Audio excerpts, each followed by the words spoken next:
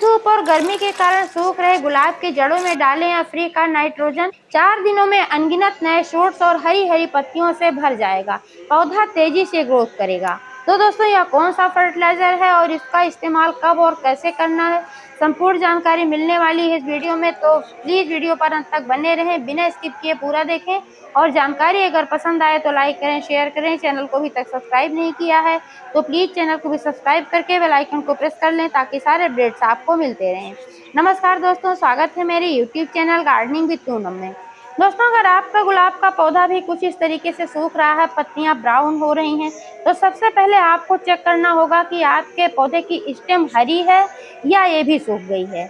अगर स्टेम भी पूरी तरीके से सूखकर लकड़ी जैसी हो गई होगी तब तो कुछ भी नहीं हो सकता है।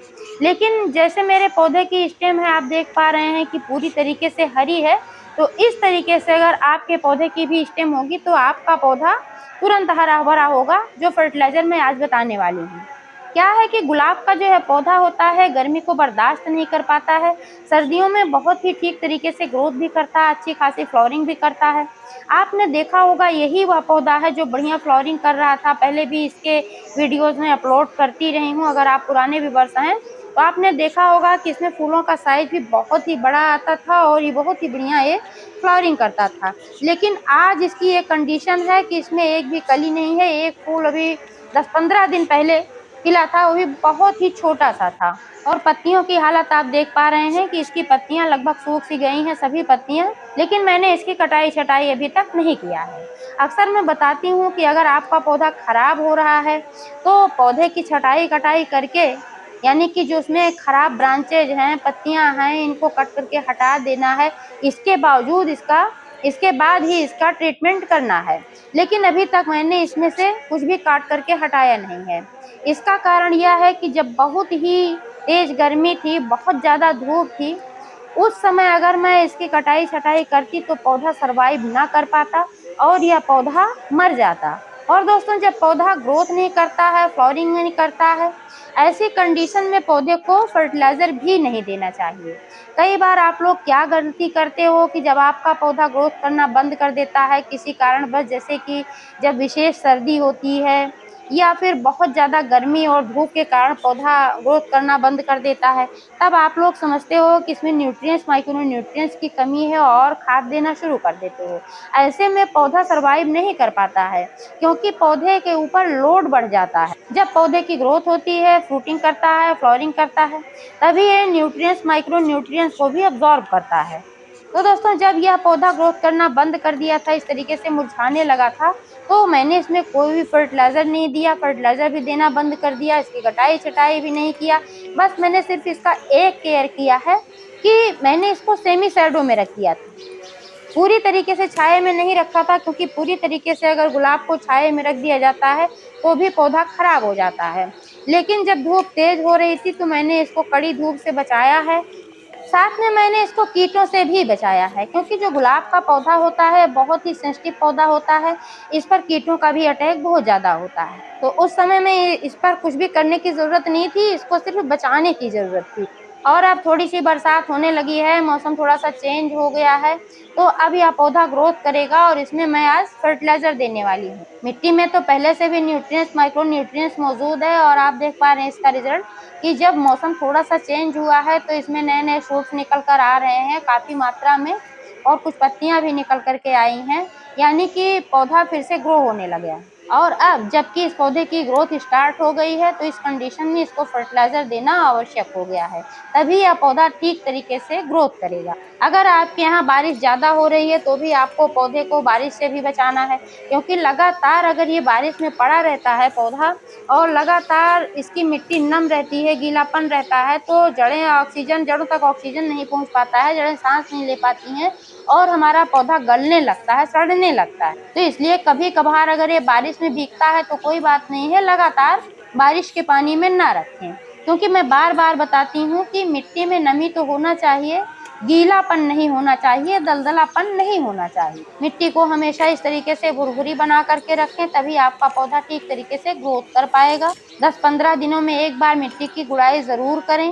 गमले में घास फूस ना उगने दें। धूप की बात करें दोस्तों, अगर आपके यहाँ ज़्यादा बारिश हो रही है, कभी कभी धूप निकल रही है, तो आप पूरा दिन धूप में रख सकते हैं। लेकिन अगर कड़ी धूप अभी भी आपके यहाँ हो रही है तो सुबह सुबह की 1-1.5 घंटे की धूप पर्याप्त है। बहुत ज़्यादा धूप में पौधे को ना रखें। फर्टिलाइज़र देने से पहले दोस्तों इसमें एक काम करना ज़रूरी है कि जो इसमें खराब पत्तियाँ हैं इनको कट करके हटा देना है। जो स्टेम है इसको अभी मैं नहीं कट करूँगी, जबकि ये काफ़ी लंबी हो गई है। आप देख पा रहे हैं कि बहुत ही लंबी स्टेम हो गई है और बहुत ज़्यादा इसमें शाखाएँ नहीं हैं, थोड़ी बहुत ही बची हैं, क्योंकि बहुत ज़्यादा जो पतली-पतली शाखाएँ थी वो सब सूख गई थी।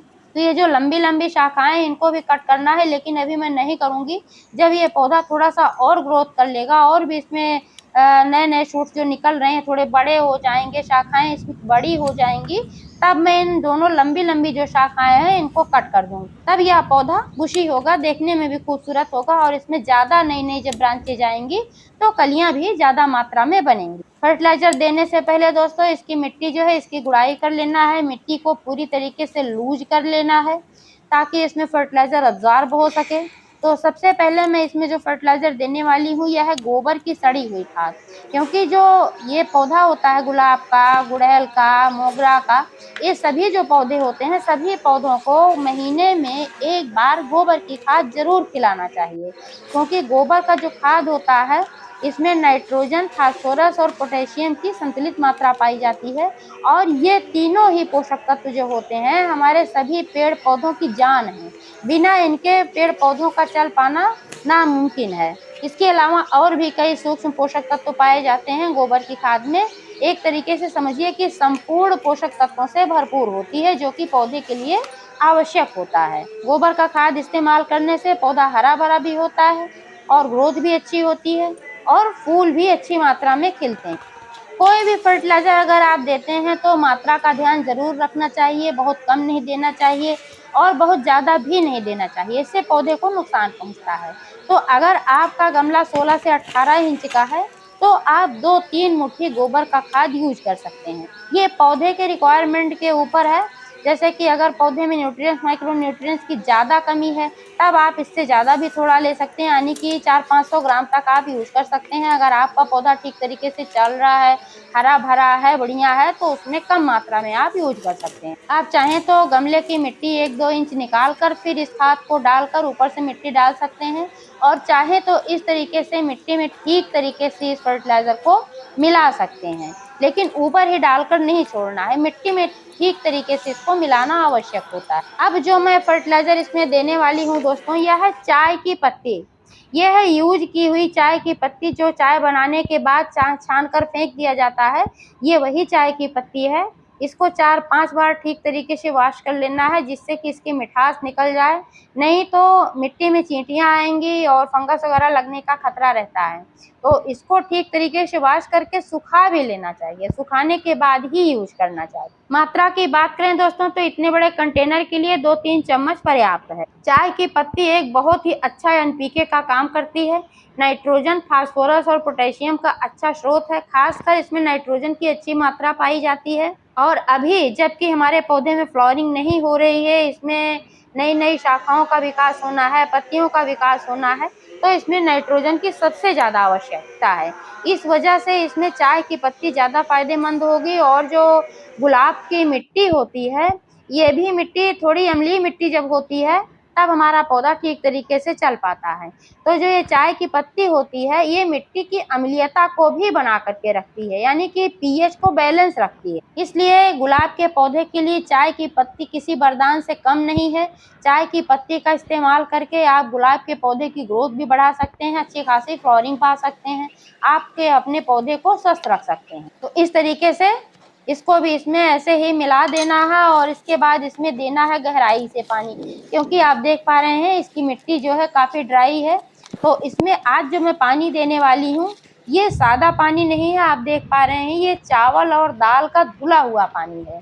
चावल और दाल का जो धुला हुआ पानी होता है ये भी पोषक तत्वों से भरपूर होता है, एक तरीके का यह लिक्विड फर्टिलाइज़र का काम करता है, क्योंकि जो दाल होती है इसमें प्रोटीन की मात्रा बहुत ही अच्छी पाई जाती है और चावल में भी बहुत सारे पोषक तत्व पाए जाते हैं, नाइट्रोजन, फास्फोरस, पोटेशियम, सबसे अच्छी बात तो यह है कि चावल के पानी में लैक्टोबैसिलस नामक एक बहुत ही महत्वपूर्ण बैक्टीरिया पाया जाता है, जो कि जड़ों को मजबूत करता है। आप चावल और दाल के पानी का इस्तेमाल सभी पौधों में कर सकते हैं, सभी पौधों को हरा भरा बना करके रख सकते हैं। ये पानी हमारे गार्डन के लिए बहुत ही महत्वपूर्ण है, संजीवनी का काम करता है। जानकारी के अभाव में आप लोग इसको फेंक देते हैं, जबकि ये किसी सोने से कम नहीं है। महंगे महंगे फर्टिलाइजर खरीद करके आप लोग लाते हो, लेकिन घर में पड़ी हुई चीज़ों का इस्तेमाल नहीं करते हो, जबकि ये बहुत ही अच्छे फर्टिलाइजर का काम करते हैं और बिल्कुल फ्री के होते हैं। तो दोस्तों, जानकारी कैसी लगी कमेंट करके अवश्य बताइएगा। पूरा वीडियो देखने के लिए बहुत बहुत धन्यवाद।